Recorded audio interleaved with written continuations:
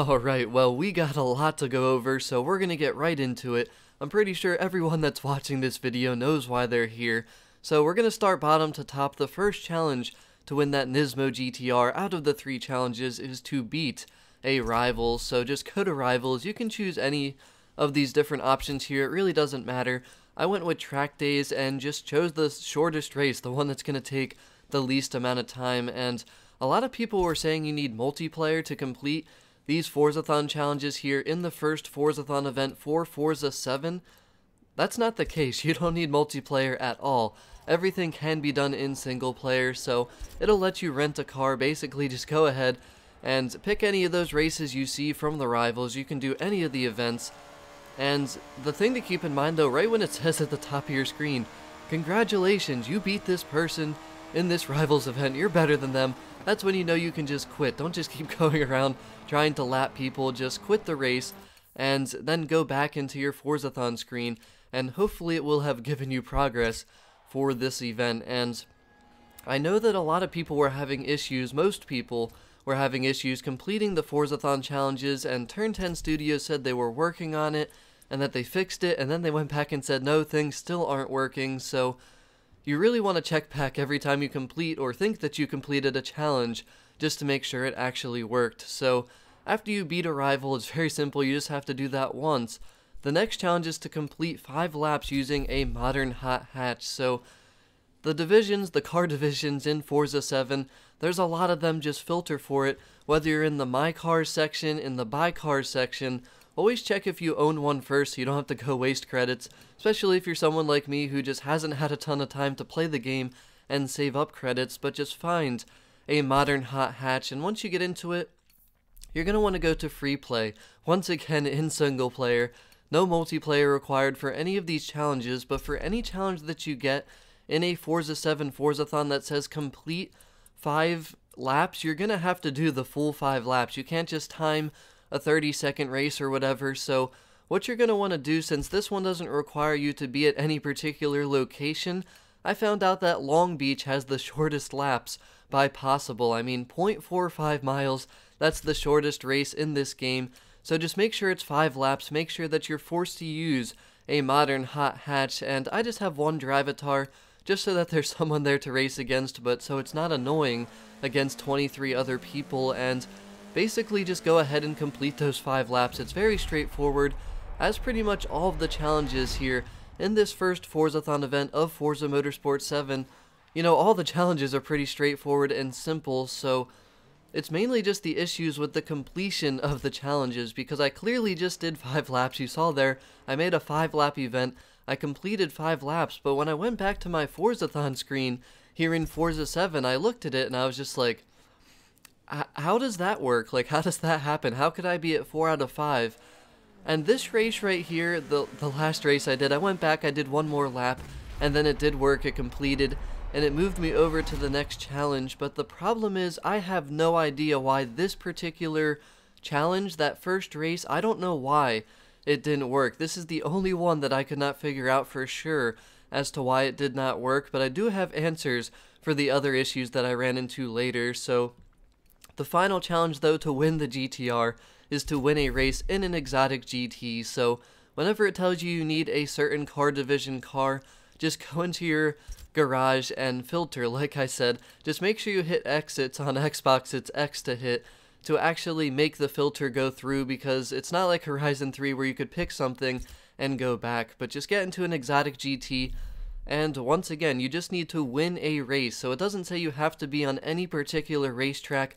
Just go right back to Long Beach. This time do 1 lap though. Make sure you're in an exotic GT, which I'm in my Audi A8, one of my favorite cars that's existed in recent times, so I just went with that. But this time you have to make sure you win the race. You don't just have to complete it, you do have to win, so make sure you have at least 1 drivatar once again. And you could do a 30-second race for this, but considering that it takes less than 30 seconds to complete this 0.45 mile race, that's why I went with this one. It's definitely quicker, obviously, and I feel like with the 30-second thing, whoa, little glitch there. There are still a lot of glitches in Forza 7. I smashed into the wall. Well, the game smashed me into the wall, and you saw that kind of quick little glitch there. But once you win the race, I mean, I don't think I had any trouble with this race at all. Now, I did win the GTR here, and you can see it just pops up right after you complete the final challenge to win the car. So for that one, there was only 3 challenges. We got the GTR, and now I have 2 of them because that was a car from the specialty dealer very early on in Forza 7, so keep that in mind. But the next challenge to win the Astronaut Suit, which this was literally a waste of time for me because I will never use this Astronaut Suit, but you basically just had to complete a race, then you had to complete 3 autocross events, and then you had to complete another race. So again, very straightforward, but to complete a race at the Circuit de Spa, this is where you're going to want to do a timed race. So I still chose the shortest location just in case something went wrong or something didn't work, whatever. You never know with Forza Motorsport 7, but you can just do a timed race, make it 30 seconds, and all you have to do is complete it, so you don't have to be ahead of the person you're racing against once you get in there. But it's very important to make sure that you blueprint it so it's only 30 seconds long, because this particular race, there's no really short racetrack, and you have to race on this particular racetrack, so that's why you just want to do 30 seconds. It will make it as quick and easy as possible. And this is one I didn't have any trouble with, but the thing is, when I went to do the final challenges to win the Boss 302 Forza Edition, I picked up on kind of a little pattern that I noticed, and it was really weird that I noticed it because it's not necessarily something that's going to jump out to everyone, and I'm really curious to see if anyone else realized this or noticed this, and if this is actually the issue, because Turn 10 Studios hasn't really come out with a clear answer yet. But the next challenge, as you can see there, is to complete 3 autocross events. So once again, just go to Rivals. You don't need multiplayer, and you can probably do the same one 3 times. I just chose to do the 3 different ones that they showed me, and this one I actually had trouble with, and looking back, this does line up with the answers I have for completing the challenges for the Boss 302 that did not work. So the first time around it did not work. I went back, did the same event again, and the second time around it did work. So these autocross events, they're very tough. I mean, after playing Need for Speed Payback especially, and coming back on Forza 7 using cars that I'm not too comfortable with the handling and everything, doing those autocross events is not easy. So you see though, I got 1 of 3. Just go back and do 2 more of those autocross events, and eventually, once you complete all 3 of those autocross events, you're going to unlock the next challenge, the final challenge to win that Astronaut Suit, which, again, waste of time for me, I don't care, but I still like completing the challenges. So complete a race at the Nurburgring in a Porsche, so just get in any Porsche. Pretty straightforward once again. This time you're going to have to go to the Nurburgring though, and you can either choose the shortest race if you just want to go through, play the whole thing to get the most amount of credits, or you can do the timed race once again, 30 seconds, I mean it makes it very quick, and I did not have a problem with this one, that was the good thing, no problem with this one. So to win the Astronaut Suit, it's kind of, these challenges are more time consuming, and what most people will refer to as a grind. They just take a little bit longer because there's multiple challenges to win a certain prize, so it's a little different. You see it there though, I got the Astronaut Suit, so never going to use that. You're probably never going to see that ever again. But now here we are. This is probably the trickiest one to win the Boss 302 Forza Edition. Now, these are all very straightforward. Each challenge is to complete 5 laps, but you're going to have to do it at a particular racetrack and then in different car classes. So the first one, as you can see here, was the Classic Street Muscle. So once again, just filter for that.